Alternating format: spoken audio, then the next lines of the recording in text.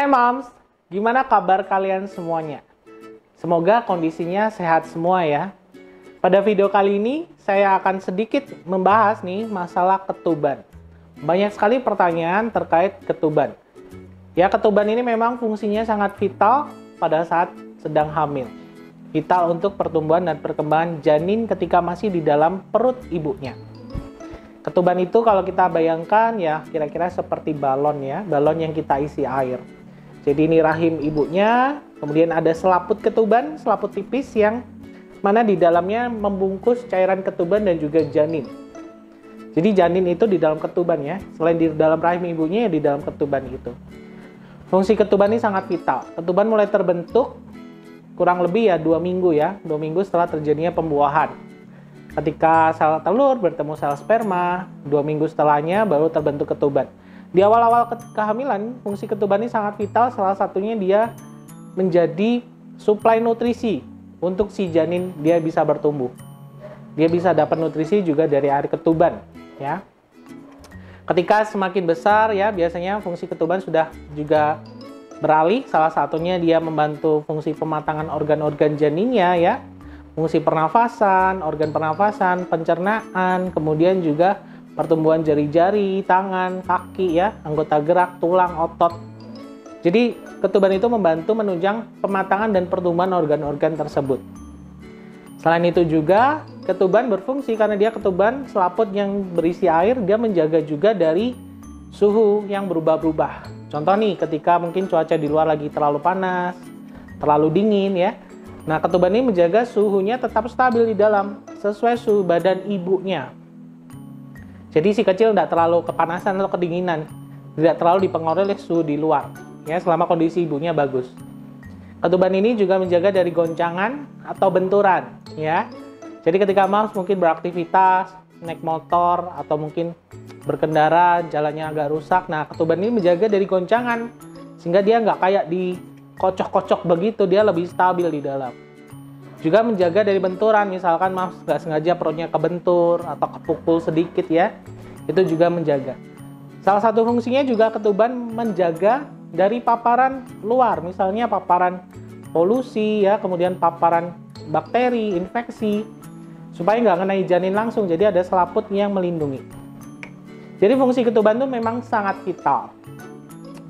Nah, masalah yang terjadi ketika ada sesuatu masalah yang berhubungan dengan ketuban ini. Contohnya, biasanya paling sering adalah ketika ketuban pecah sebelum waktunya.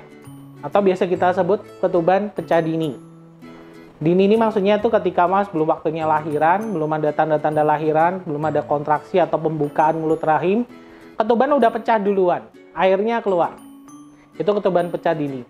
Atau mungkin masalah pada air ketubannya yang terlalu keruh ya, air ketuban yang terlalu sedikit, atau air ketuban yang terlalu banyak. Nah, pertanyaannya yang kita akan fokuskan pada video kali ini, berapa lama janin ini bisa bertahan? Semisal ada masalah pada ketuban ini, contoh salah satunya jika ketubannya udah pecah duluan nih, air ketubannya udah keluar, mungkin sebagian atau semuanya. Berapa lama si janin ini bisa bertahan di perut ibunya? Secara teori sebenarnya janin ini masih bisa bertahan kurang lebih 12-48 jam ketika ketubannya sudah pecah.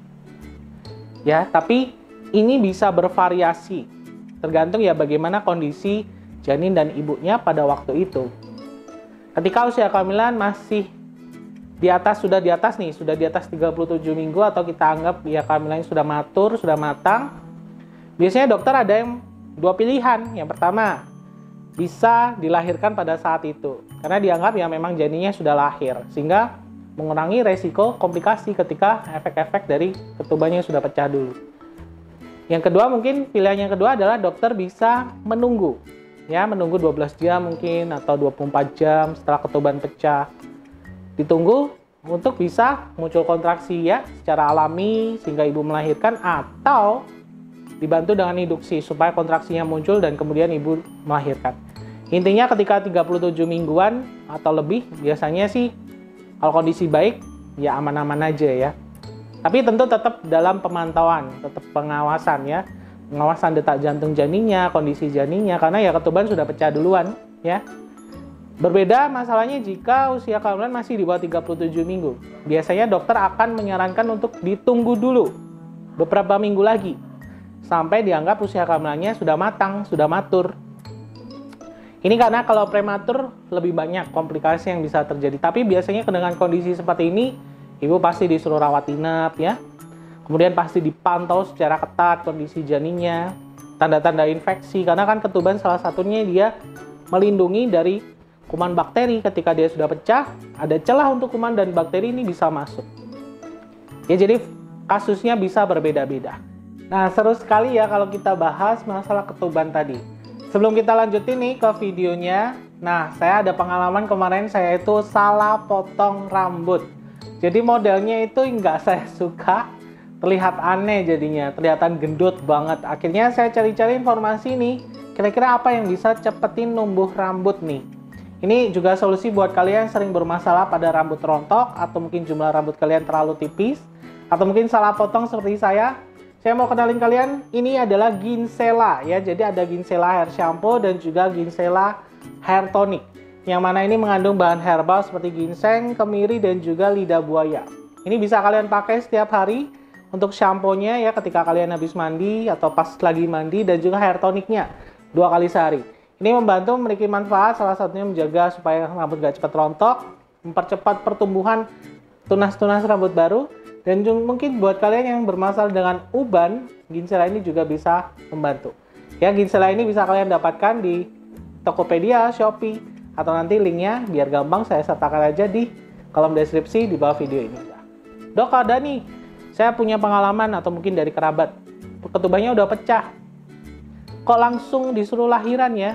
Ya pertama mungkin ya memang usia kehamilannya sudah matang pada saat itu. Atau memang kondisi tersebut mengancam kesejahteraan janin. Mungkin detak jantung janinnya jadi lebih cepat atau bahkan lebih lambat ya. Ada tanda-tanda infeksi.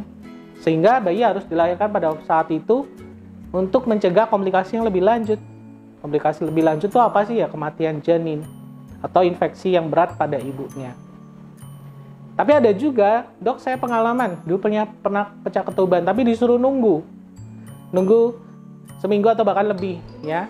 Yaitu biasanya pada kasus-kasus yang tadi saya sebutkan ketika usia kehamilannya masih prematur, tapi kondisi janin masih baik. Biasanya dipantau aja ya. Sambil mungkin ibu disuruh minumnya lebih banyak, jaga kebersihan, mengurangi aktivitas ya, nggak boleh berhubungan dan lain sebagainya. Jadi memang fungsi ketuban ini sangat vital. Semisal nih terjadi pada kalian waktu lagi hamil gede misalkan, kok ngerasa ada rembes ya, ada cairan yang keluar dari miswinya, segera aja periksakan ke bidan atau ke dokter kalian supaya dicek itu beneran ketuban atau bukan. Karena kadang-kadang ya bisa lendir dari miswi ya, cairan dari miswi atau mungkin air kencing, sehingga itu perlu dicek juga. Kalau misalkan kalian merasakan ada yang rembes, dicek aja. Semisal itu ketuban, nggak usah panik juga karena tentunya ada penanganan-penanganan sesuai protokol ya. Kalian harus diapain, apakah bisa ditunggu atau dilahirkan atau bagaimana. Nggak usah khawatir, yang penting memang itu salah satu tanda gawat darurat aja.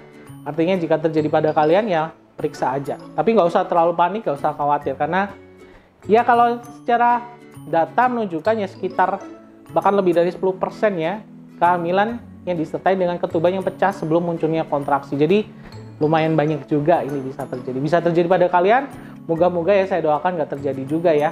Kalau terjadi pun ya jangan terlalu khawatir. Sekian ya, semoga informasinya bermanfaat masalah ketuban ini. Jika kalian punya pengalaman mungkin di kehamilan sebelumnya atau kehamilan saat ini bahkan masalah dengan ketuban, silakan komen aja di kolom komentar. Nanti saya baca-baca komentar kalian dan nanti saya akan usahakan untuk menjawab konsultasi yang kalian tanyakan. Semoga bermanfaat ya. Sampai ketemu lagi di video berikutnya.